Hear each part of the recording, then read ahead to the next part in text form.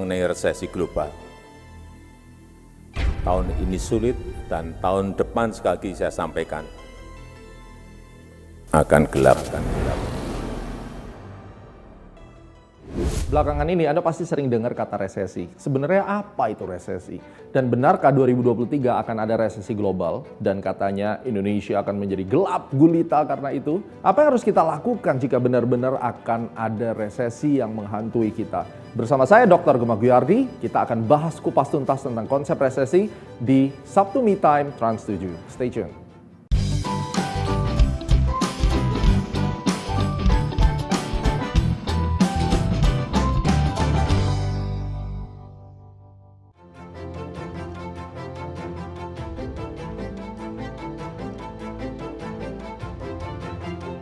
Jadi pada dasarnya resesi itu ketika pertumbuhan ekonomi di satu negara itu negatif selama 2 kuartal berturut-turut.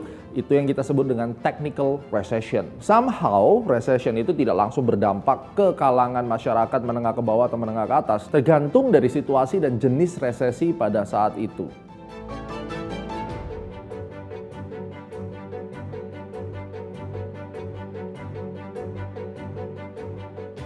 Dari sudut pandang astronaci, saya percaya bahwa resesi di 2023 secara global itu akan terjadi.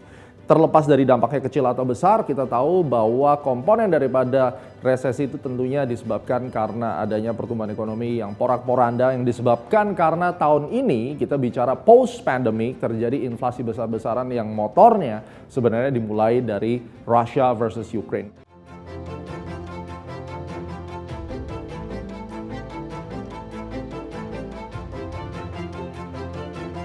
Inflasi yang tinggi ini menyebabkan harga-harga naik secara luar biasa. Harga yang naik luar biasa menyebabkan consumer confidence menurun karena orang akan kesulitan untuk membeli barang. Nah, oleh karena itu pemerintah mau tidak mau harus menaikkan suku bunga dimulai dari Amerika. Dengan suku bunga yang besar sekali, ini mengacu pada potential debt crisis.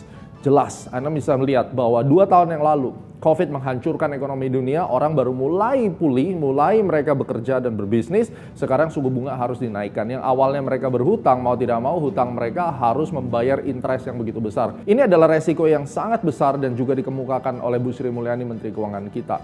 Dan krisis pangan itu menjadi momok untuk tahun-tahun berikutnya apabila Rusia dan Ukraine perangnya tidak segera berakhir. Dan memang kalau menurut opini saya, it's all by design. Tidak ada recession yang muncul hanya karena kebetulan, tetapi semua itu bagian daripada economic dan business cycle.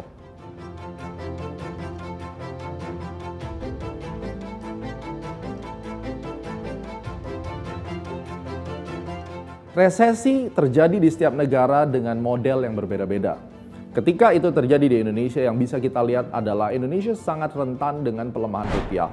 Pelemahan rupiah bisa disebabkan karena trade deficit, dan trade deficit itu karena kita tidak lebih banyak ekspor daripada importnya.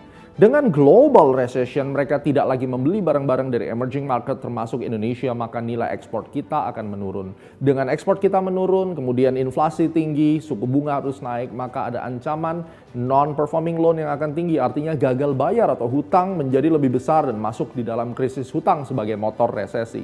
Kalau sudah demikian, apa yang terjadi? Orang-orang tidak mampu membayar hutang, akhirnya asetnya disita, dan juga perusahaan-perusahaan makin berat lagi bekerja karena ada corporate interest yang harus mereka bayar, atau bahkan karena masyarakat sudah rapuh, tidak ada pembelian yang terjadi dan perusahaan-perusahaan mulai mengalami bangkrut. Dan kebangkrutan ini diawali dengan PHK. Unemployment naik tinggi, kemudian orang makin susah membeli pangan yang pada akhirnya akan menjadi pengganggu dari stabilitas politik. Ini yang perlu kita waspadai. Jangan sampai ekonomi global mempengaruhi ekspor kita dan bahkan akhirnya mau tidak mau kita terus mengimpor dengan kurs yang begitu tinggi, terjadinya gagal bayar dan masyarakat akhirnya kehilangan pekerjaan. Ini akan sangat beresiko. Kita harus jaga bersama.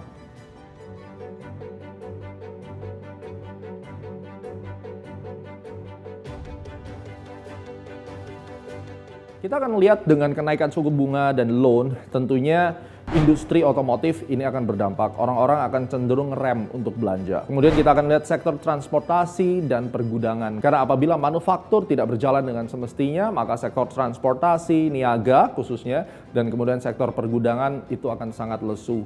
Bagaimana dengan mereka yang harus menyewakan gudang mereka? Bagaimana mereka sudah invest di dalam tanah-tanah itu? Maka uang itu akan stuck di sana. Berikutnya akan diikuti dengan sektor jasa dan sektor-sektor perdagangan. Pada dasarnya, resesi itu biasanya akan diperkuat kondisinya dengan uang yang tidak beredar atau uang yang tidak berputar di dalam satu ekosistem perekonomian. Itu akan membuat resesi semakin parah. Apabila tidak ada uang berputar, maka ekonomi akan stuck. Yang kita takutkan kali ini adalah inflasi tinggi, pengangguran naik, maka kita akan terjebak di dalam stagflasi.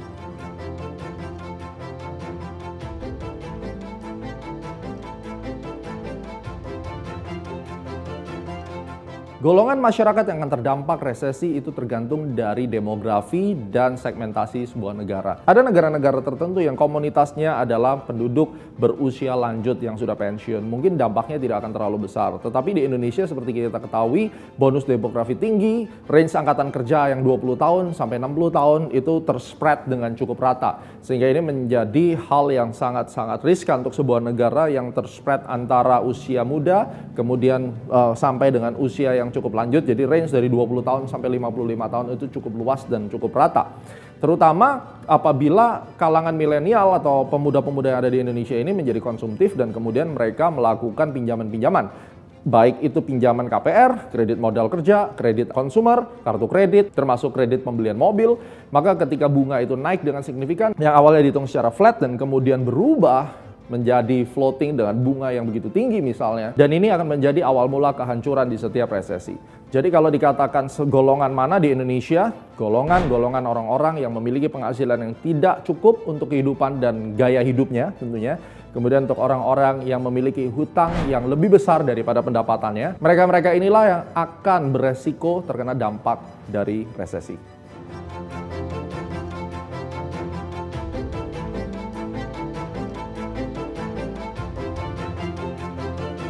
Resesi atau krisis di dalam filosofi Chinese terdiri dari dua kata, Wei Qi, yang diambil dari Wei Xian, yang artinya bahaya, dan Qi Hui itu adalah kesempatan. Artinya dalam setiap mara bahaya selalu ada kesempatan. Maka kita akan berpikir di dalam krisis ancaman pasti ada, tetapi dalam setiap ancaman selalu ada opportunity. Kita sudah belajar di dalam COVID-19, yang terjadi adalah krisis yang bertubi-tubi. Ada sektor yang hancur, tapi ada sektor yang luar biasa, contohnya farmasi, para produsen vaksin, para produsen masker, tes COVID, itu semua menjadi luar biasa. Pelaku usaha teknologi menjadi miliarder-miliarder baru di dunia. Itu adalah kesempatan di dalam setiap gelap. Jadi kita juga akan melihat filosofi dari Ibu kita Kartini. R.A. Kartini mengatakan habis gelap terbitlah terang. Jadi kalaupun 2023 Indonesia gelap, tentunya akan ada saatnya Indonesia menjadi terang karena habis gelap terbitlah terang.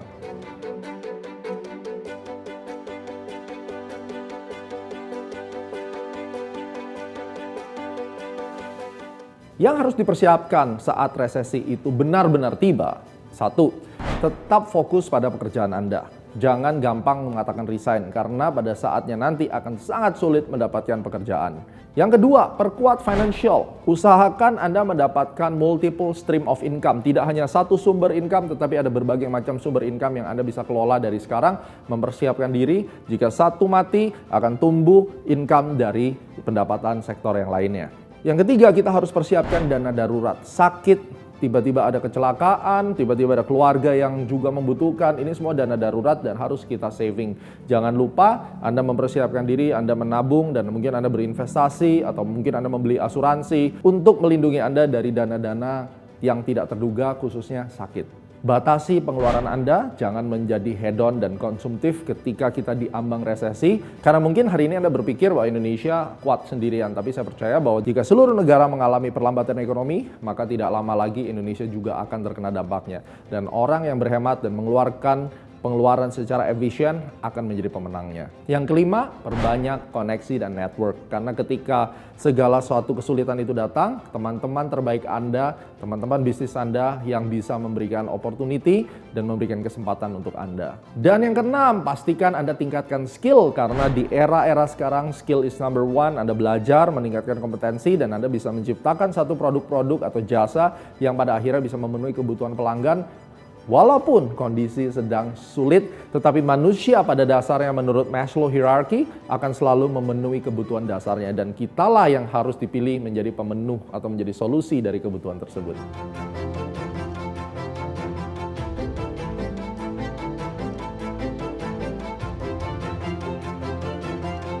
Secara aset kelas, investasi yang terbaik dalam setiap resesi adalah pasar modal. Karena sudah terbukti melakukan investasi di pasar saham Indonesia memberikan return lebih dari 200% ketika pasar pulih kembali. Kita sudah belajar di tahun 2008, kita sudah belajar di tahun 2019 dan 2020 ketika COVID-19 menghadang. Kita juga melihat dari mini crash 2011, 2013, 2015. Berinvestasi di saham-saham yang berfundamental baik dan memiliki sektor yang relevan dengan recovery ekonomi akan membuat Anda menjadi miliarder baru. Selain itu, ketika suku bunga naik, maka pastikan Anda mulai mengincar obligasi negara karena banyak sekali obligasi yang menawarkan fixed income secara legal dan ini bisa menjadi hedging portofolio Anda ketika kondisi sedang tidak baik.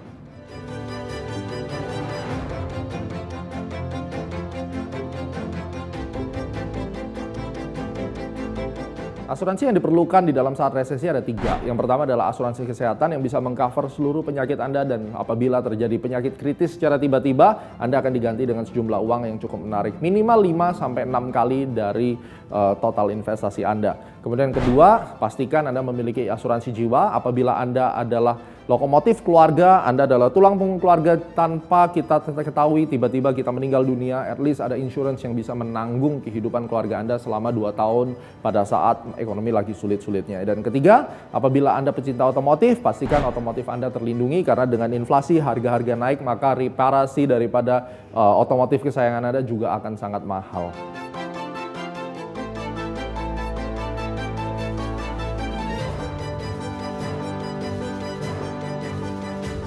Untuk industri yang akan berdampak PHK dan seterusnya, saya akan jawab kupas tuntas di episode selanjutnya. Pastikan Anda nonton di Sabtu Me Time episode selanjutnya.